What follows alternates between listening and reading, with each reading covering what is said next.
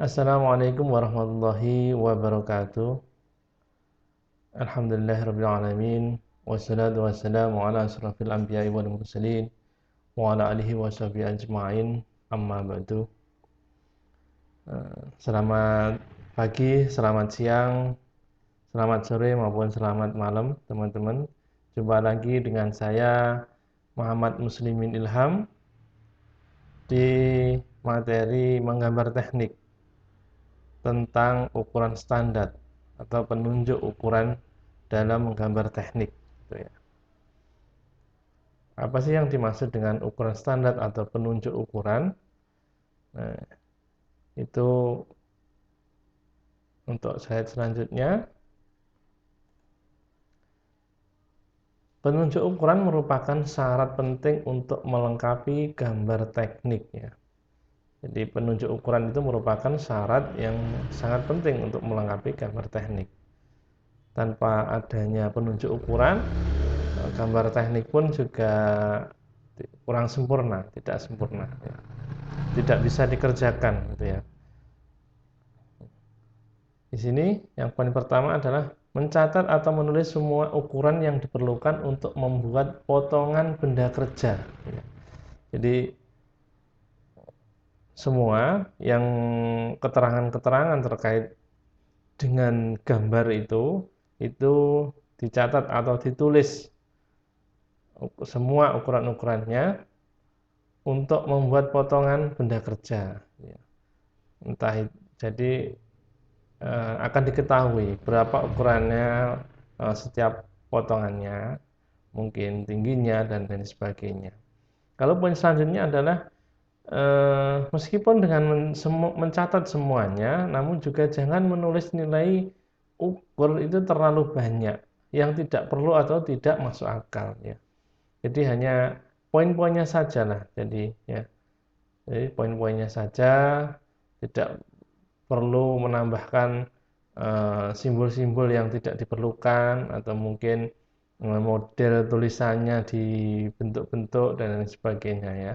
Poin selanjutnya cara penulisan ukuran yang benar. Nah ini ukurannya ya standar, tidak perlu di model-model yang ya mungkin suka dengan seni hurufnya dibentuk-bentuk dan lain sebagainya. Itu justru malah kurang benar ya. Jadi dalam penunjuk ukuran itu ya mengikuti standar atau aturan-aturan yang ada. Itu dalam penunjukan ukuran. Dan juga dalam penunjukan ukuran itu perlu diperhatikan juga adalah bentuk-bentuk pokoknya. Jadi pokok model benda kerjanya itu seperti apa. Terus juga bagaimana kita mengukur ukuran saat mengerjakan dengan mesin atau perkakas lainnya. Jadi meskipun kita tidak mengerjakan dengan pekerjaan itu atau mungkin katakanlah membuat poros ya, poros atau mungkin membuat murbaut lah. Dengan murbaut ukurannya sekian sekian, panjangnya sekian, diameternya sekian gitu ya. Mungkin kita tugasnya hanya menggambar, tidak mengerjakan, tapi di situ juga ini kita mengukur ukuran saat mengerjakan dengan mesin atau perkakas lainnya. Jadi seolah-olah kita juga mengerjakan gitu. Jadi sehingga nanti pengerjaannya pun juga mudah gitu ya. Jadi memang kalau memang yang diukur adalah panjangnya, ya diberikan penunjuk ukuran panjangnya berapa, diameternya berapa, itu ya. Itu. Lalu selanjutnya adalah menetapkan ukuran yang perlu. Nah, di sini ada beberapa poin ya, cukup lumayan banyak. Ini ukuran yang dibuat harus jelas, sederhana dan mudah dibaca. Itu tadi ya, nggak perlu yang muluk-muluk di seni, di model-model dan lain sebagainya. Terus juga penunjukan ukuran harus diletakkan pada pandangan depan atau pandangan utama. Jadi suatu benda dan menyatakan semua bagian dari suatu konstruksi benda. Semua bagian dari suatu konstruksi benda. Mungkin ukuran bagian atas berapa, bawah berapa, itu ya. Ini misalkan di sini ada Ini penunjuk ukuran harus diletakkan pada pandangan depan. Jadi misalkan dilihat dari sisi depan itu penunjuk ukurannya bagaimana. Nah, mungkin dari samping jika tidak kelihatan ya pandangan samping ya. Jadi tetap pandangan samping tapi dilihat dari posisi yang depan ya. Jadi dilihat dari posisi mata kita misalnya gitu ya, dari berhadapan gitu. Terus juga jika memungkinkan semua ukuran diletakkan di luar garis benda gitu ya. Semua ukuran diletakkan di luar garis benda jika memungkinkan ya. Jadi diutamakan itu memberikan penunjuk ukuran itu di luar garis benda kerjanya, bukan di dalamnya. Apakah tidak boleh di dalamnya? Boleh. Namun jika memungkinkan untuk seluruhnya itu dilakukan penunjuk ukuran, penulisan penunjuk ukurannya di luar garis benda kerjanya. Nah, di sini ada beberapa kode huruf fungsional dimension atau F atau ukuran yang berfungsi, yaitu ukuran yang mempunyai fungsi untuk pertimbangan pemasangan assembling. Jadi pertimbangan ukuran, ya, nanti di slide selanjutnya ada contoh gambarnya ya. Terus juga NF non fungsional, yaitu ukuran yang tidak mempunyai fungsi dalam pemasangan assembling. Lalu juga ada AUX auxiliary dimension, yaitu ukuran bantu yang diberikan tanpa toleransi, hanya sebagai informasi saja. Nah, ini maksudnya seperti apa? Untuk yang F, NF, dan AUX ini ya, ini di slide selanjutnya. Oke. Nah, ini untuk yang merah ini adalah anak panah dari penunjuk ukuran ini ya. Anak panah itu juga mempunyai standar juga ya. Jadi W-nya ini berapa, lalu L-nya ini berapa itu ya. Jadi L ini adalah 3 kali daripada W. Di pembuatan anak panahnya ini panjangnya L itu adalah 3 kali daripada W. Nah, itu untuk pembuatan anak panah. Jadi nggak asal-asalan dan semuanya pun juga sama. Jadi dalam satu gambar itu dibuat sama. Jadi misalkan katakanlah L-nya ini adalah berapa ya? Katakanlah 3 mili gitu ya. Nah, semuanya dalam satu gambar itu semuanya 3 mili. Jadi bukan berarti ada yang lebih besar atau lebih kecil gitu ya. Terus juga ini ini juga di luar benda kerja. Ini adalah benda kerjanya. Ini yang garis biru ini adalah eh, apa ya? Garis potongan pandangan gitu ya. Nah, ini sebagai contoh yang F fungsionalnya, yang NF adalah non fungsional. Di sini juga ada AUX. Nah, F tadi fungsionalnya ya ini. Ini adalah ukuran pengerjaan yang tanpa toleransi. Ya harus dibuat sesuai dengan apa yang dituliskan. Nah, sedangkan NF ini adalah tidak ada fungsional ya. Maksudnya kalaupun tidak sesuai ukurannya itu mungkin masih ada toleransi lah karena tidak ada fungsionalnya. Nah, ini untuk yang mudah yang di sini sebagai contoh adalah F-nya adalah panjang daripada ulirnya ini berapa gitu ya. Katakanlah misalkan 2 cm katakanlah. Nah, sedangkan panjang NF-nya ini adalah 2,5. Nah, berarti ini kan setengah. Nah, ini setengah ini adalah bukan sesuatu yang keharusan setengah senti gitu ya. Jadi misalkan tadi adalah 2, ini adalah setengah. Jadi panjang totalnya adalah 2,5, yang ini adalah setengah, ini adalah 2. Jadi panjang totalnya 2,5. Jadi ini keharusan fungsionalnya ada. Kalau ini adalah tidak keharusan, jadi non fungsional gitu ya kira-kira. Itu.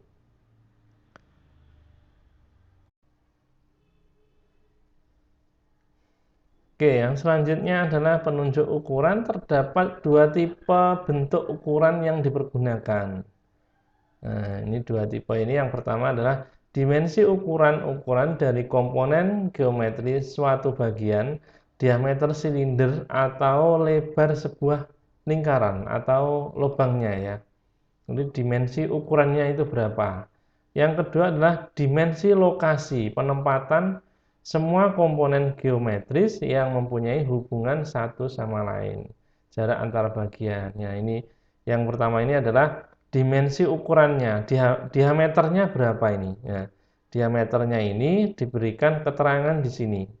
Dituliskan di sini. Misalkan 1,5 cm atau 15 mili gitu ya. Nah, diberikan anak panah sebagai penunjuk bahwa ini adalah diameternya lubang ini. Ini mungkin lebih besar ya, mungkin 20 mili. Yang pinggir satunya adalah kayaknya sepertinya hampir sama dengan yang sebelah kiri. Ini yang kanan juga mungkin katakanlah 15 mili gitu ya. Nah, yang di poin kedua, dimensi lokasi penempatan semua komponen. Dimensi lokasi penempatan. Nah, ini lokasi titik pusatnya daripada setiap diameter ini itu di mana gitu ya. Nah, penentunya adalah daripada ini. Lokasi jarak daripada garis tepi ini berapa? Nah, baru ini adalah titik pusat daripada lubang atau diameter yang 15 mili ini tadi ya. Contohnya ini tadi. Ukurannya ada di sini. Ini adalah penempatan. Lalu yang selanjutnya juga demikian. Jaraknya antar titik pusat yang pertama dengan yang kedua itu ditunjukkan di sini, dituliskan di sini. Ini juga demikian, gitu ya. Nah, ini juga itu untuk ukuran. Nah, ini berarti pandangan samping ini ya, berarti pandangan samping ini ketebalan daripada benda kerja ini berapa itu. Tingginya atau ya ini tingginya ya. Ini lokasi titik pusatnya. Apakah memang center atau mungkin tidak center, itu ditunjukkan dengan penunjukan ukuran di sini. Tuh. Oke, yang selanjutnya, slide selanjutnya ini pembuatan penunjuk ukuran masih di sini ya, karena pembahasannya adalah penunjukan ukuran. Sebagai contoh di sini ada keterangan yang di samping di poin A. Kelebihan garis batas ukuran itu kurang lebih 1 sampai 2 mili. A di mana ini? Ini. Kelebihan dari anak panah ini ya, lebihnya ini yang ke bawah ini. Lebih itu masih boleh lebih antara 1 sampai dengan 2 mili. Tuh. Itu standarnya seperti itu. Nah, apakah tidak boleh Pak jika misalkan 3 mili atau mungkin sampai 4 mili? Ya kalau standarnya itu ya ikuti aturan itu aja gitu ya. Apakah nanti akan mempengaruhi? Ya mungkin tidak, cuman standarisasi aturannya seperti itu. Jadi mungkin kalaupun kita tidak mengikuti standarisasi ya mungkin malah disalahkan gitu ya. Lalu yang B adalah ekor ekor panah, ekor panah B. B itu di mana? Nah, ini B. Ekor panah ini kurang lebih juga 2 mili ya.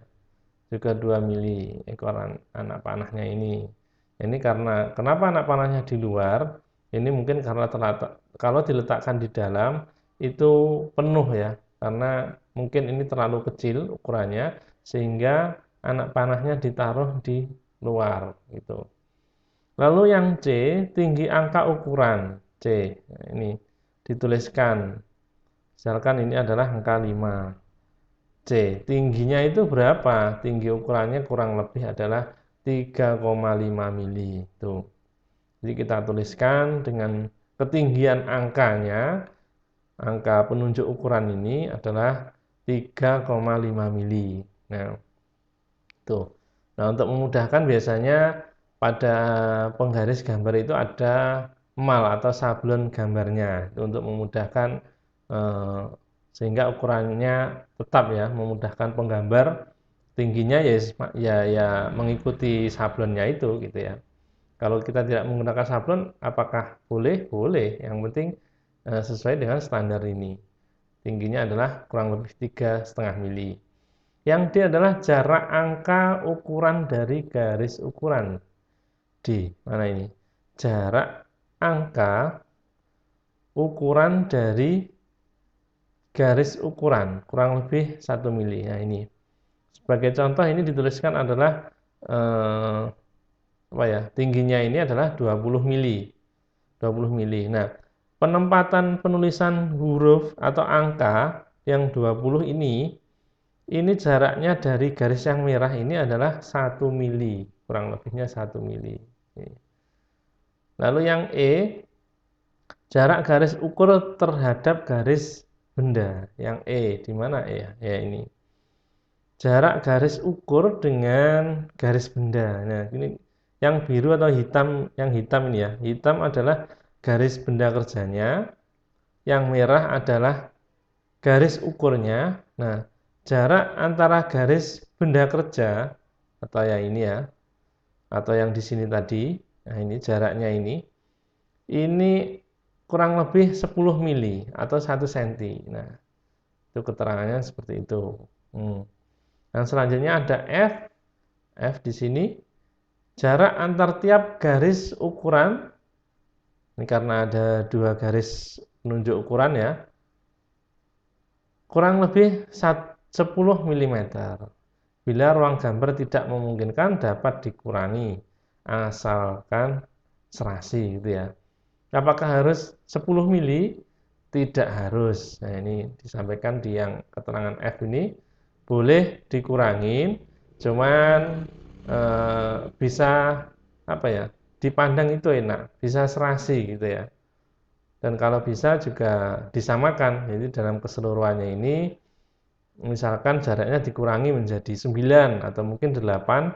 Nah, itu untuk seluruhnya pun juga demikian. Jadi tidak hanya yang satu sisi jaraknya itu 9, nanti ada lagi yang di sisi lain 10 atau mungkin yang jarak yang lain gitu ya. Jadi nanti kurang serasi malah jadinya. Jadi lebih baik disamakan. Lalu yang G di mana? Ini.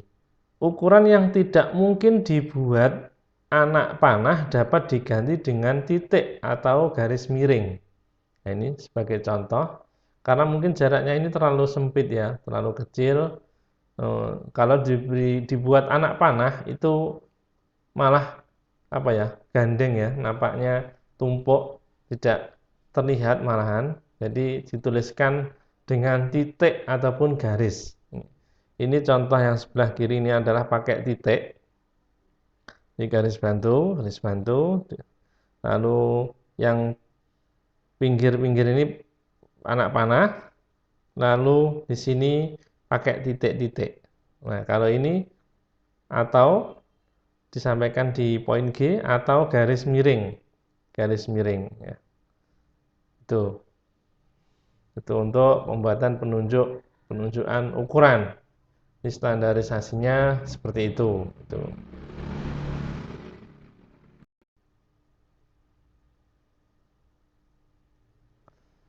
Oke, yang selanjutnya di penunjukan ukuran, letak ukuran, semua angka ukuran harus diletakkan di atas garis ukuran atau penunjukan. Ya. Semua angka diletakkan di atas garis yang merah ini ya.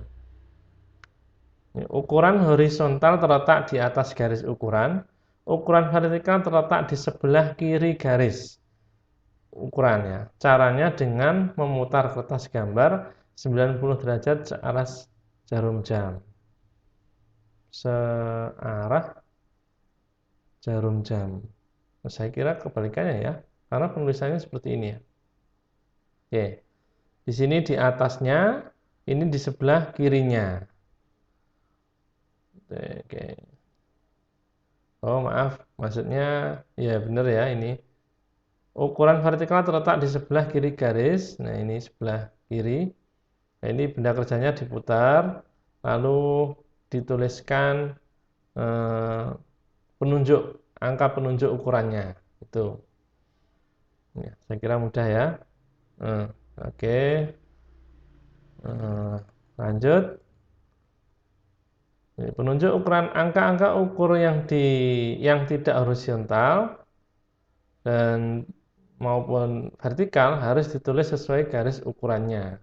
Penulisan ukuran sudut ditulis sesuai garis busurnya. Nah, ini bisa dituliskan seperti ini maupun yang seperti oh ini untuk jaraknya ya. Kalau ini sudutnya. Oke. Yang sebelah kiri adalah penulisan sudutnya, besar sudutnya berapa. Ini penulisan jarak dari titik pusatnya itu. Tuh. Oke, itu selanjutnya adalah ukuran pembantu. Nah, pembantu hanya sekedar membantu untuk lebih menjelaskan yang berfungsi. Tanpa ukuran ini pun pembuat gambar itu sebenarnya sudah dapat dilaksanakan, atau pekerjanya itu sudah bisa mengerjakan tanpa adanya garis ukuran pembantu ya. Ini tidak harus atau dibuat. Bila diberikan, penulisan harus di dalam tanda kurung. Nah, ini contohnya. Ini ada tambahan, ini adalah yang sesungguhnya. Ini tambahannya. Tanpa adanya angka 25 ini, sebenarnya kan sudah bisa, kalaupun cukup dituliskan dengan angka 8 maupun 17 ini saja. Tanpa adanya 25. Ataupun yang 17 dihilangkan, atau yang 8 dihilangkan dengan dua penunjukan angka ini. Saya kira sudah bisa. Nah, sebagai contoh yang di sini, kalaupun ada yang seperti itu harus diberikan tanda kurung gitu ya. Itu. Ya sama yang sebelah sini ataupun yang sebelah ini. Tuh. Angka pembantu. Sebenarnya tanpa angka itu pun gambar kerja sudah bisa dikerjakan atau bisa dikerjakan untuk di benda kerja. Maaf, tulisannya oh ya itu untuk simbol ya, tidak kelihatan ini karena ini. Keterangan simbol diameter atau penampang bagian berbentuk bulat. Nah, untuk diameter simbolnya ini. Lalu simbol P, penampang bagian berbentuk bujur sangkar. Bila dibentuk penampang sudah jelas bulat atau bujur sangkar. Itu ya. Nih, untuk yang kotak ya, untuk kotak maupun bujur sangkar, ada simbolnya di sebelah angka. Ini diameternya, ya. Ini untuk penulisan tadi disampaikan diusahakan untuk di luar garis benda kerja. Nah, sedangkan di sini ada di dalam garis benda kerja. Nah, apakah boleh? Boleh, gitu ya. Jadi, apakah keharusan? Tidak suatu keharusan, tapi diusahakan untuk di luar. Nah, seperti yang di atas ini, semua penulisannya ada di luar benda kerja, gitu ya. Tuh. Nah, untuk yang ini R itu adalah radius. R-nya adalah 20 ya itu contohnya untuk penulisan ketirusan atau radiusnya ini. Nah, ini juga gitu, misalkan tidak apa ya? Tidak tidak atau dikerjakan dengan tumpul ya. Di sini ada R atau radiusnya dari titik yang sini itu adalah 10 gitu ya. Contohnya ini. Jadi berapa lengkungannya ini juga dituliskan di sini. Itu. Oke, yang selanjutnya jarak lingkaran. Penunjukan ukuran jarak lingkaran ditentukan dari titik pusat lingkaran, bukan dari sisi lingkaran. Gitu ya. Maksudnya gimana? Di sini. Jarak antara lingkaran atau diameternya yang posisi sebelah kiri ini dengan yang posisi sebelah kanannya itu jaraknya bukan dituliskan seperti ini ya. Ini terangannya salah. Yang benar adalah seperti ini. Jadi penulisan jarak antara sumbu diameter lubang A dengan lubang B ini dituliskan jaraknya adalah per titik sumbunya, bukan jarak lingkarannya, gitu ya. Itu. Ini untuk nah ini penulisan untuk radius juga bisa dituliskan dengan R maupun dengan D. Saya kira kalau R ini berarti harusnya sih separuhnya daripada diameternya ini ya. Karena diameter itu kan sebuah lingkaran, sedangkan R adalah jari-jari. Itu ya.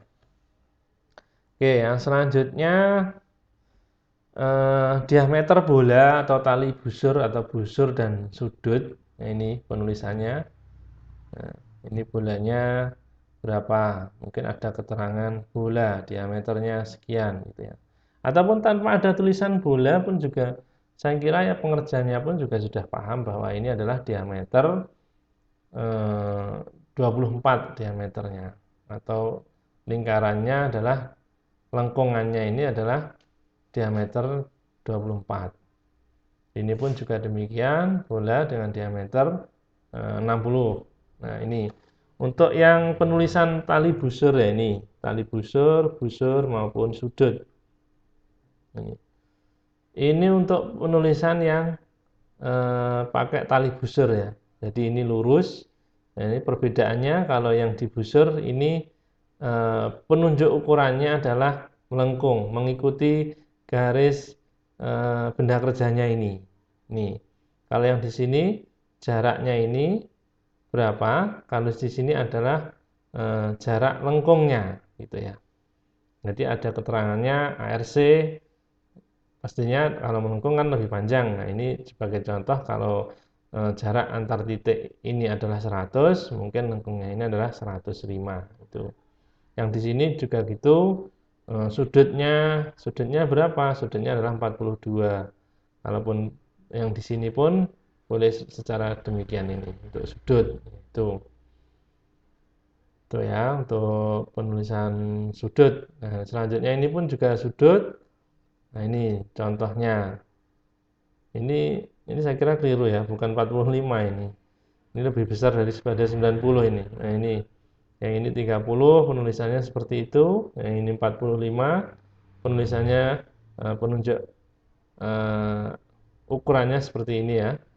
Yang ini 90 derajat itu berarti kan ini sudutnya antara garis yang sini dengan garis yang kiri maupun yang kanan ini sudutnya adalah 90 derajat itu.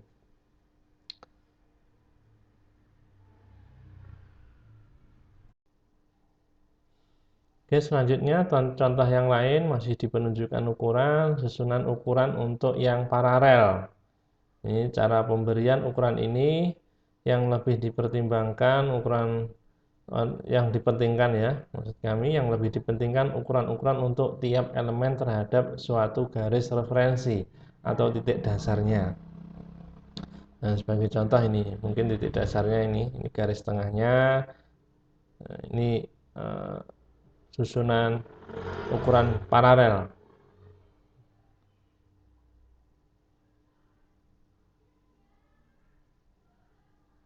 Yang ini juga demikian, ini adalah jarak antar titik sumbu ya, jarak antar titik sumbu diukur dari sebelah kiri benda kerja, atau ini tadi titik dasarnya. Ini titik dasarnya di mana? Dari sini jaraknya berapa? Yang titik lubang 1, terus dari sini lubang 2, lubang 3, dan seterusnya. Itu untuk susunan ukuran yang paralel. Jadi ada bertingkat seperti ini. Nah, apakah ada ukuran lain selain seperti itu? Kita lihat di slide selanjutnya. Ini ukuran berantai. Cara pemberian ukuran ini dipakai bila jarak antara elemen harus lebih diperhatikan juga ya. Ini. Jadi titik pusatnya di sini, titik dasarnya, jaraknya berapa, nanti dilanjutkan dari titik pusat lubang pertama, jaraknya berapa, dan seterusnya dilanjutkan seperti itu. Itu untuk yang berantai itu. Tadi paralel, berantai. Nah, selanjutnya ini ada kombinasi, ya, ukuran kombinasi. Mengingat berbagai variasi kepentingan, maka perlu prakteknya cara ini yang paling banyak dipergunakan. Ya.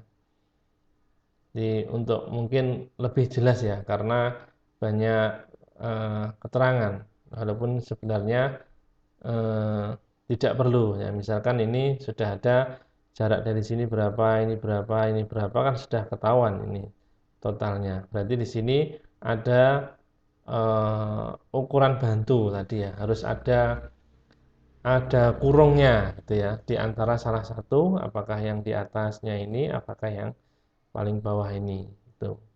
Ini untuk yang kombinasi. Ini contoh yang kombinasi.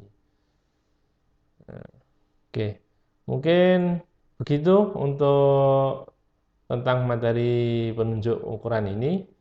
Mungkin saya ingatkan kembali bahwa kepada teman-teman ini hanya sebagian kecil dari referensi ya. Jadi silakan teman-teman untuk mencari referensi yang lebih banyak untuk menambah pengetahuan teman-teman sekalian. Itu. Mungkin demikian dulu yang dapat kami sampaikan. Eh, Apabila ada salah, saya Muhammad Muslimin Ilham, mohon maaf yang sebesar-besarnya. Assalamualaikum warahmatullahi wabarakatuh.